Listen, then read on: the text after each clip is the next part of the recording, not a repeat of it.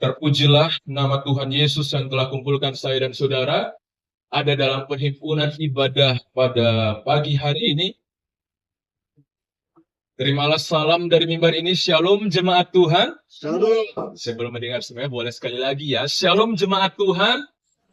Bagaimana kabarnya? Semua sehat? Amin. Senang boleh berjumpa dengan Bapak Ibu Saudara. Hari ini kita akan sama-sama kembali merenungkan satu kebenaran firman Tuhan ya. Kita boleh baca bersama judul kebenaran firman Tuhan pada pagi hari ini 1, 2, dan 3. Belum, titik, masih. Nah, apa maksudnya? Kita akan sama-sama pelajari firman Tuhan ini, judul kebenaran firman Tuhan ini. Kita akan bertolak dari satu ayat firman Tuhan dalam satu Raja-Raja pasal 19, ayat 1 sampai dengan di ayat yang ke-8. Satu Raja-Raja pasal 19, ayat 1 sampai dengan di ayat yang ke-8. Demikian firman Tuhan berbunyi, ayat yang pertama. Ketika Ahab memberitahukan kepada Isabel segala yang dilakukan Elia, dan perihal Elia membunuh semua nabi itu dengan pedang. Ayat yang kedua. Maka Isabel menyuruh seorang suruhan mengatakan kepada Elia, beginilah kiranya para Allah menghukum aku, bahkan lebih lagi daripada itu, jika besok kira-kira pada waktu ini aku tidak membuat nyawamu sama seperti nyawa salah seorang dari mereka itu. Selanjutnya ayat yang ketiga berkata begini, maka takutlah ia, yaitu Elia, lalu bangkit dan pergi menyelamatkan nyawanya. Dan setelah sampai ke Beersheba, yang termasuk wilayah Yehuda, ia meninggalkan bujangnya di sana. Ayat yang keempat, perhatikan apa yang Elia katakan Bapak Ibu Saudara. Tetapi ia sendiri masuk ke padang gurun sehari perjalanan jauhnya, lalu duduk di bawah sebuah pohon arar. Kemudian ia ingin mati. Katanya, cukuplah itu. Sekarang ya Tuhan, ambillah nyawaku, sebab aku ini tidak lebih baik daripada nenek moyangku. Ayat yang kelima. Sesudah itu dia berbaring dan tidur di bawah pohon aran itu. Tetapi tiba-tiba seorang malaikat menyentuh dia serta berkata kepadanya, bangunlah, makanlah. Ayat yang keenam. Ketika ia melihat sekitarnya, maka pada sebelah kepalanya ada roti bakar dan sebuah sendi berisi air. Lalu ia makan dan minum, kemudian berbaring pula. Ayat yang ketujuh. Tetapi malaikat Tuhan datang untuk kedua kalinya dan menyentuh dia serta berkata, bangunlah, makanlah, sebab kalau tidak, perjalananmu nanti terlalu jauh bagimu. Ayat yang ke-8, ayat yang akan menjadi terakhir perenungan bagi kita pada hari ini. Maka bangunlah ia, lalu makan dan minum. Dan oleh kekuatan makan itu, ia berjalan berapa lama Bapak Ibu Saudara? 40 hari, 40 malam lamanya sampai ke gunung Allah, yakni gunung Horeb. Bapak Ibu Saudara, kita akan sama-sama berfokus pada kisah dari Nabi Elia. Ya, yang dimana diceritakan bahwa ketika kita sama-sama memperhatikan perenungan firman Tuhan pada hari ini, dikisahkan bahwa Elia sedang mengalami situasi di mana ayat keempat tadi ya, kalau kita baca dikatakan bahwa dia berkata kepada Tuhan, cukuplah Tuhan, ambillah nyawaku.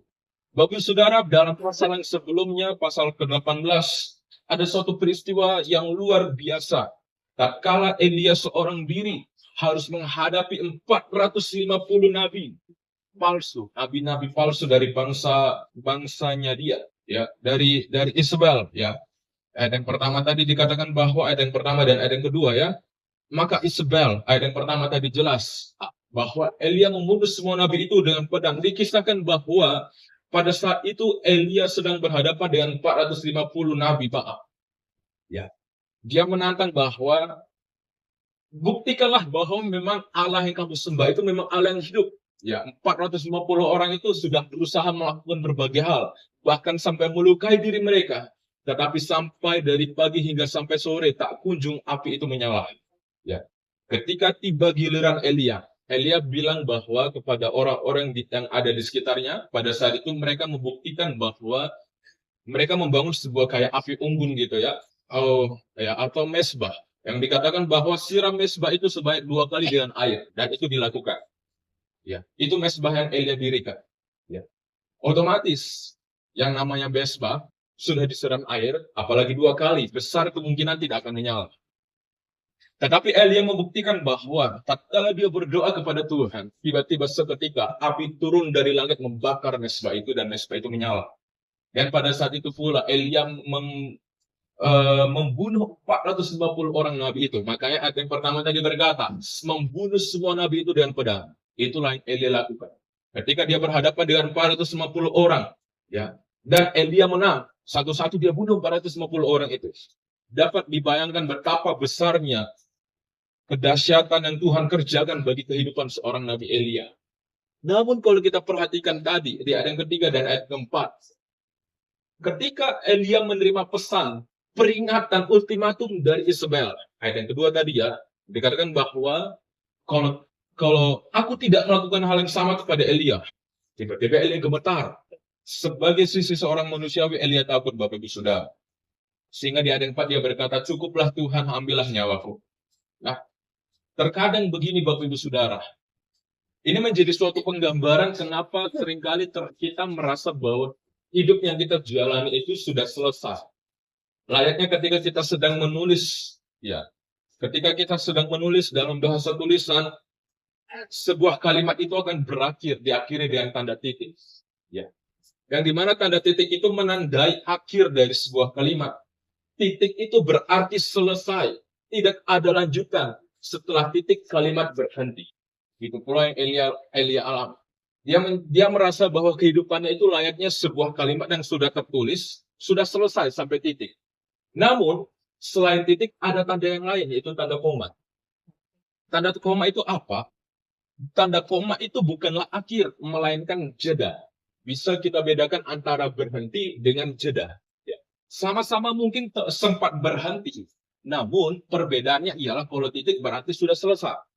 Tapi kalau koma, berhenti memang tapi terjeda. Masih bisa bersambung. Oke, sampai sini paham ya? Ada pause, ada hening sejenak. Tetapi cerita itu masih berlanjut. Koma memberi ruang nafas tetapi tidak mengakhiri kalimat itu. Maka seringkali kita mengira bahwa momen tertentu dalam kehidupan kita itu sudah layaknya sebuah titik. Yang dimana kita merasa seperti ada di titik kelelahan, titik patah hati, titik kehilangan motivasi, titik ketika doa tidak lagi terasa, titik ketika pelayanan terasa sia-sia dan lain sebagainya. Dengan kata lain, seringkali kita terjebak pada situasi seperti ini, menganggap bahwa apa yang kita jalani itu sudah selesai. Namun, satu hal yang harus kita sadari begini. Ketika manusia menaruh titik, namun apa yang Tuhan katakan, belum titik. Masih koma. Aku belum selesai dengan hidupmu. Bapak Ibu Saudara, percayakah kita bahwa sampai hari ini, Tuhan masih belum selesai dengan hidup yang engkau jalani? Amin. Saya belum mendengar. Sepertinya loyo banget belum sarapan. Percayakah engkau bahwa sampai hari ini kehidupan yang engkau jalani itu membuktikan bahwa Tuhan masih belum selesai dengan hidupmu? Amin. Maka mari sadari, belum titik, masih koma. Nah, jadi perenungan kita bersama pada hari ini begini. Menjadi perenungan bersama bagi kita begini. Apa yang harus kita lakukan ketika kita seringkali merasa ingin menyerah? Sebagaimana Elia alami. Ketika dia berkata, Tuhan cukup, selesai. Ambil nyawaku, beres. Seringkali kita merasa seperti itu. Namun, kita akan sama-sama kembali melihat dari kisah Elia. Ketika kita ada seperti dalam posisinya Elia, apa yang harus kita lakukan? Bagaimana saya dan saudara itu seharusnya mesti bersikap gitu ya kan? Hal yang pertama, boleh bantu saya kita baca poin pertama ya, 1, 2, dan 3. Berhenti. Boleh tengok kanan kirinya katakan, ayo berhenti pura-pura kuat. Yang nggak ada kanan kirinya, depan belakangnya deh. Yes. Kalau nggak ada depan belakang, katakan kepada diri sendiri, ayo berhenti berpura-pura kuat. Bapak Saudara, apa maksudnya? Dalam kita menjalani hidup kita selalu harus dituntut menjadi pribadi yang kuat. Betul ya? Baik bagi para bapak harus dituntut dengan menjadi pribadi yang lebih kuat. Karena ada keluarga yang harus dinafkahi. Begitu pula dengan kaum ibu. Dan juga kami para kaum jombloan. ya, yang belum menikah maksudnya, dan juga kami yang masih muda juga terkadang harus dituntut dengan situasi yang ada.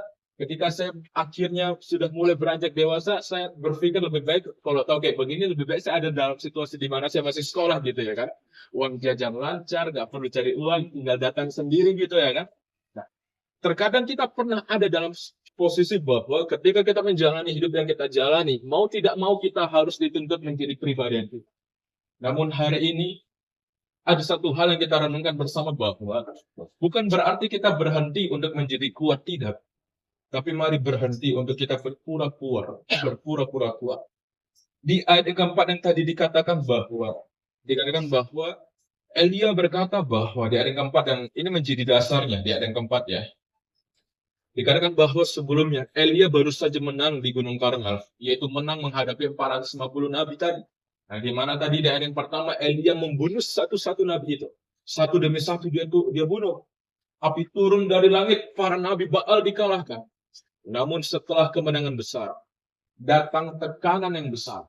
Bapak Saudara, saya percaya bahwa hari ini ada banyak hal yang ajaib Tuhan nyata. Tapi besok sudah hari Senin, sudah kembali saya dan saudara harus masuk ke realita hidup yang kita jalani. Wah, sudah hari Senin lagi. Kayak baru kemarin libur. Ya. Baru kemarin kayak baru bisa istirahat. Selepas sepanjang hari harus lembur. Kita harus menghadapi kembali realita hidup yang kita jalani. Seperti Elia, dia menghadapi sebuah kenyataan bahwa ada orang yang mengancam dirinya, yaitu Isabel, seorang ratu yang sangat luar biasa, punya kekuasaan besar. Dan apa yang Elia lakukan, Bapak Saudara? Alkitab berkata Elia melarikan diri. Wajar-wajar saja Elia melarikan diri. Apa yang Elia alami? Elia mengalami depresi, stres. Kalau dalam bahasa Balinya burnout gitu ya kan. Jadi kepala itu sudah panas gitu. Sudah nggak bisa sudah akhirnya terlalu dipakai berpikir keras, akhirnya konslet jadi. Kehabisan tenaga secara emosional dan mental sehingga dia berkata, cukuplah Tuhan, cukuplah dan cukuplah. Namun mari sama-sama perhatikan bahwa apa yang Elia sampaikan kepada Tuhan, Tuhan cukuplah. Aku sudah nggak mampu. Itu menunjukkan bahwa Elia tidak berpura-pura kuat. Elia belajar jujur di hadapan Tuhan. Boleh katakan bersama dengan saya harus jujur di hadapan Tuhan. 1, 2, dan 3, saya harus jujur di hadapan Tuhan. Kenapa kita harus jujur? Bapak Saudara pernah sakit kan ya? Pernah ya? Apa yang Bapak Saudara lakukan ketika Bapak Saudara sakit? Selain minta doa ke Bapak Pendeta agar disembuhkan. Agar Tuhan jamah gitu ya kan? Pasti kita pergi ke dokter ya? Betul ya? Kita pergi ke dokter. Seorang pasien ketika pergi ke dokter untuk mau terima pengobatan, apa yang dilakukan? Apa yang dia sampaikan kepada dokternya? Oh dokter, pokoknya saya sakit. Ketika ditanya sakit apa? Pokoknya saya sakit. Kira-kira Bapak Saudara jadi dokter akan bilang apa? Stres pasien ini. Gak tahu. Asal saja saya kasih obat. Pokoknya karena dia sakit, yang penting ada obat. Selesai. Ya kan? Apa yang semestinya pasien itu lakukan? Memang dia harus pergi ke dokter. Betul. Iya kan? Namun pasien itu harus jujur menyampaikan bahwa dia sakitnya itu sakit apa. Pak, saya sakit. Ya sakit apa? Oh, saya sakit batuk. Kenapa? Agar obatnya yang dikasih itu pas. Betul. Nah, Bapak Saudara, mari sama-sama kita sadari begini. Tuhan menyembuhkan apa yang kita serahkan. Bukan apa yang kita sembunyikan. Ya, memang Tuhan Maha Tahu, betul banget Tuhan Maha Tahu. Namun yang Tuhan mau juga bahwa setiap diri kita belajar jujur di hadapannya tentang apa yang saat ini sedang kita rasakan. Karena kejujuran menjadi awal pemulihan. Sampai saat ini sudah sejauh mana kita jujur di hadapan Tuhan tentang apa yang saat ini sedang kita rasakan. Bagi Bapak Saudara yang sudah berkeluarga, ya, tentu saya percaya bahwa jangan ada dusta di antara kita, itu harus tetap berlaku sampai saat ini. Ya. Karena apa? Karena kalau sekali berbohong, ya besar gini ya dampaknya. Ya. Bapak Saudara, saya mau katakan begini. Saya dan saudara butuh ruang untuk bercerita. Sehebat-hebatnya kita manusia, kita butuh ruang untuk kita bisa bercerita. Kita butuh tempat untuk kita bisa melepaskan beban, menangis, dan harus disadari bahwa kita dapat berkata jujur tanpa kita dihakimi tentang apa yang kita rasakan. Terkadang begini, kenapa akhirnya ada orang yang tidak mau bercerita? Kenapa? Karena seringkali ketika dia bercerita, bukannya ditenangi, tapi dihakimi. Oh, kamu kurang iman. Lah, oh, kamu kurang berdoa. Pak, saya sudah sampai saldo berdoa, Pak. Kita sudah sampai puasa 3 hari 3 malam, Pak. Masih aja nggak begini. Bapak Saudara, saya mau katakan begini bahwa kita butuh ruang yang di mana kita dapat berkata jujur tanpa kita dihakimi. Tanpa kita dinilai. Wah, orang ini kayak begini rupanya. Mari sama-sama sadari ruang itu di mana. Ruang itu hanya di dalam Tuhan. Secara psikologis begini. Beban yang diceritakan akan dapat berkurang. Ketika sesuatu kita simpan sendirian, itu akan menjadi lebih berat, lebih gelap, dan bahkan itu menghancurkan diri kita. Makanya ada istilah bahwa dari penyakit itu timbul dari pikiran. Karena kita terlalu berpikir, tapi kita lupa untuk kita coba sharingkan. Alkitab berkata begini, Matius pasal 11 ayat 28, mari kita baca bersama ayat firman Tuhan ini ya, 1, 2, 3, marilah kepadaku semua yang dan berbeban berat, maka apa? Aku akan memberi kelegaan kepada siapa?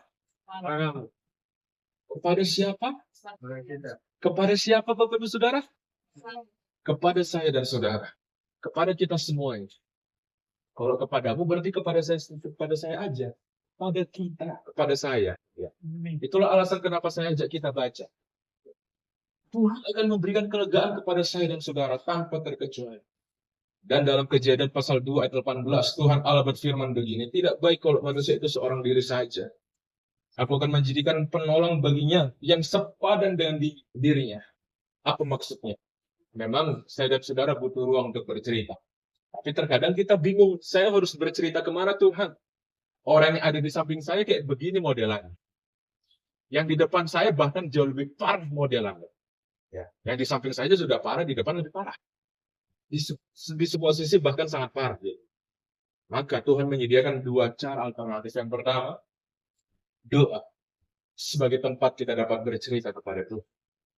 Kalau kita maksud berdoa ialah, kalau kita masuk dalam pujian penyembahan, kita mendengarkan lagu dan kita menangis di hadapan Tuhan. Saya percaya Tuhan mendengar dan Tuhan tahu apa yang saat ini sedang kita rasakan. Selain itu juga, kita butuh yang namanya sebuah komunitas. Untuk kita dapat menjadikan itu sebagai tempat bercerita yang nyata gitu ya Pak.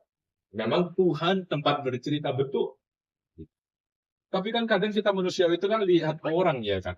Lihat yang nyata gitu. Maka Tuhan berikan sebuah komunitas untuk kita dapat bercerita. Ya. Silahkan diamankan dulu. Ya. Oleh karena itu Bapak Saudara, mari pastikanlah bahwa kita bertumbuh dalam sebuah komunitas. Kita menemukan sebuah komunitas yang dimana komunitas itu tidak menghakimi kita. Tapi kita belajar bisa terbuka untuk dengan mereka.